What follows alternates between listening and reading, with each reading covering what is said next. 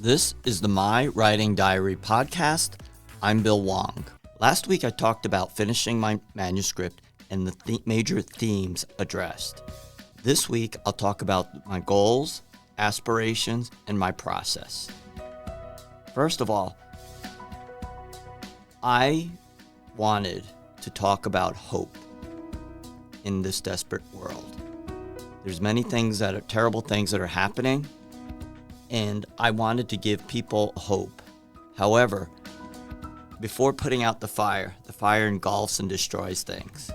Hope is the fire being put out and rebuilding. My goal was to give hope. Through most of the book, there doesn't seem like a lot of hope. I talk about a lot of very dark things happening. Even though this is taking place in the year 2000, many of the themes today I talk about in my historical fiction. First of all, the protagonist is a woman. I wanted to embrace a female character because many times male is the main character. The main tag word I discovered while writing this book was, too often we look away. And I wrote this about 1/3 or halfway into the novel, and I realized this is the most important few words, that too often we look away, and if we look away, we can't see that there's a problem. If we can't see that there's a problem, we can't experience it. If we can't experience it, we can't have a voice to make a change, and then we have to have courage to say something. And too often we look away. And when I completed that line, it was, too often we look away to appease the lesser demons of our nature. But it played with some of the words from Abraham Lincoln. Those few words are the most important words in the book because too often we look away. And if we can't look at something, truly look at something, we can't change it. So today I'm going to talk a little bit about my process, which is unique for me. Everyone has to have their own process. Whenever I teach pickleball, I realize that what works for me doesn't necessarily work for my student. I have a different body type, I have different experiences, I have different natural abilities. I have to tailor my instruction to that individual. I have to plan things. I have to plan my book out. When I started this novel, I looked at the 3-act structure and the hero's journey and combined them together. And each main plot point that I wanted to hit, I wrote in. When I was doing the planning, I would look at the 3-act structure, the hero's journey, and I would combine them. This is a plot point I wanted, or this is something I wanted to say, and this was something I wanted to happen to the main character. These are the influences. Here are the implications and the consequences. I tied them all together in a spreadsheet. Then each character, I had to have a firm understanding of who they are. Everything from what they eat to if they're allergic to something. And I watched people. And I'm sure a lot of authors do that. They watch individuals, how they say things, what they do. Many times when I see something interesting, I put it in the book. And that's exactly what I did. Before I started writing one word of this book, I had to research. And one of my goals was to better understand the Middle East because I had no understanding of even where Jordan was in relation to Israel, where Syria was, what the capital of Syria was, how many million people were in Syria, and the relationships with some of the superpowers that each one of these countries had. And there's a distrust between the Jordanians and the Syrians because at one point in their history in the 70s, Syria tried to overthrow the Jordanian government. There's a distrust, and I had to put that in the novel to make it believable. I had to do a lot of research. I read some books from former CIA agents, former CIA directors, military people. I had to learn many things, especially about the military, the command structure, the ranks, the size of a battalion versus a brigade, what level of officer commands a brigade. I did not know that. I didn't even know the difference between an E3 and an O5. I had to learn that because I'm not ex-military. This took a lot of time. I had to do a lot of research. And I got little tidbits of things that were interesting. Then I tried to use a framework from a prior Israeli war for this novel, but I had to change it. I am a planner, and every single part of the novel I planned. As I started the writing process, and I realized a scene needs to be put in here, or another chapter, or this is not clear, or why would this individual or this character do this thing if this other thing did not happen? I had to go into backstory. One of the things that helped me write this fiction novel was writing a nonfiction book, because I had to learn about organization and putting things in a framework which made sense. Then writing the poetry, I was able to throw out some of the grammatics that were needed in a novel and play with things. When I wrote the novel, I didn't understand the difference between scenes and chapters and plot points. And that's something I needed to learn. And also how to demonstrate what a character is thinking. There was a lot to learn.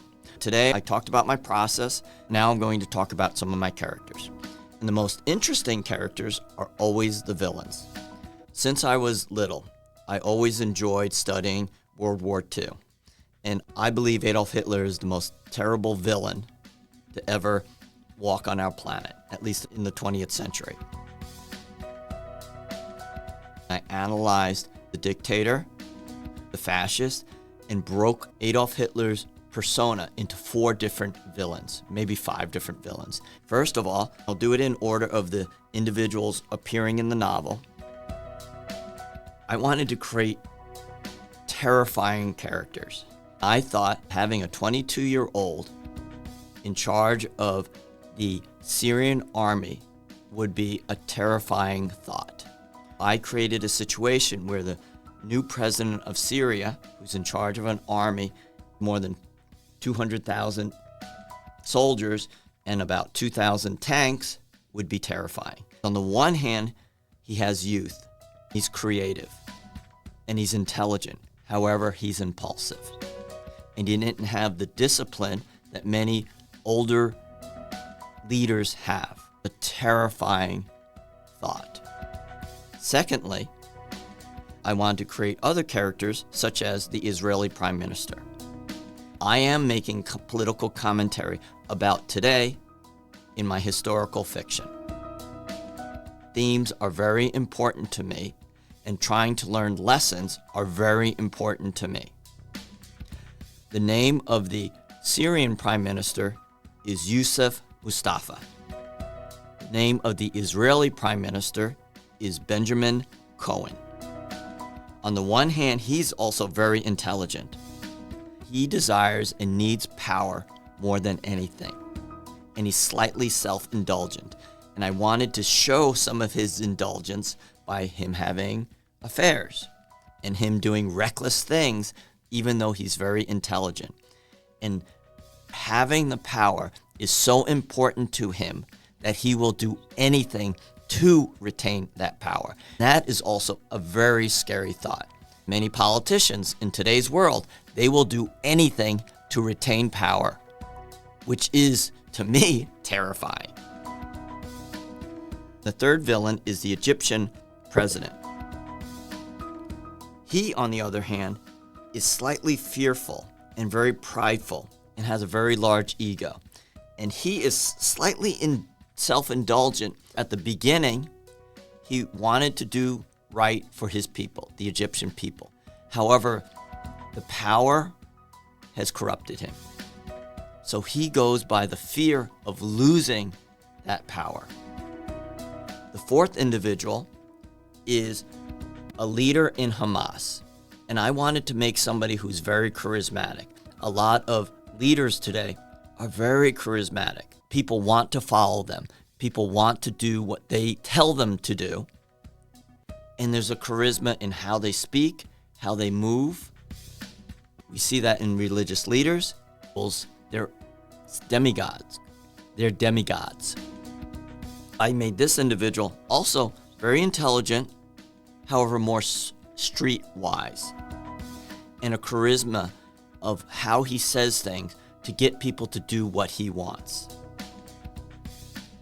The fifth villain is a colonel in Israeli intelligence. His name is Rabin. I see him as someone who is middle management, who just is there, is afraid to make decisions, is afraid to take a stance because it's easier to do nothing than to make a decision. I was watching the movie Band of Brothers the other day, and there was a lieutenant. His name was Lieutenant Dyke. He was very good at sounding like he knew what he was doing, sounding like he was making decisions, sounding like he was in charge, but he never did anything. He was afraid. Colonel Rabin is the same way, where he's afraid to make a decision because he didn't want to make a mistake. And there was cowardice in him. Unfortunately, there's a lot of individuals in middle management like that. And the final person is the principal of the school of the main character. She represents institutionalization and bureaucracy. When you try to do things and change the world, they are standing in your way. It's their way or the highway, and you do it our way or you are out. And there's individuals in position of leadership who stop you from making changes because they are the institutions to prevent change. I wanted to talk about all those 4 or 5 characters, which represents one individual, and put them in my book. Now the heroes. The main character, the protagonist, is a woman, a 25-year-old, who is a female Mr. Rogers.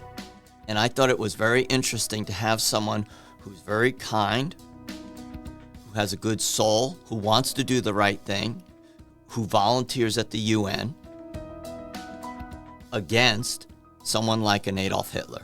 I thought that was delicious to me. I love that thought, where a woman is against a man, someone who's kind against someone who is evil. I love that idea. A Fred Rogers against an Adolf Hitler. At the very beginning, she's very innocent, and she has to make a choice to use violence, even though she is very religious and spiritual. Then she has to make a decision to kill someone in order to save her friends. She has to make a decision to order an airstrike to save her country. And she has to make sacrifices. I love this. The terrible things I put this woman through. It made me cry very often. And her love interest is a Palestinian. He represents innocence and courage and a good heart. Unfortunately, he is someone who gets destroyed and churned up by the bureaucracy and the institutions, and being a Palestinian who is a 3rd or 4th class citizen. That is the way the world is. The other heroes I wanted to represent were education, media, healthcare workers, and local governments. And throughout the novel, at the very beginning of the novel, when there is a bombing, a local mayor and a reporter is killed. I wanted to say, these are the people who are running the government, helping individuals, or media who are doing their job to inform the public. They are also collateral damage. And healthcare workers during the pandemic, they basically saved the world, and the scientists saved the world. And I wanted to talk about those issues. In the back of the story, there's these little clues of things that I believe are important. In summary, I am a planner. Many of the themes I talked about last time, which is having courage, using your voice, making a change, and many times those individuals are destroyed by the institutions that are meant to protect us. This is the My Writing Diary podcast. I'm Bill Wong.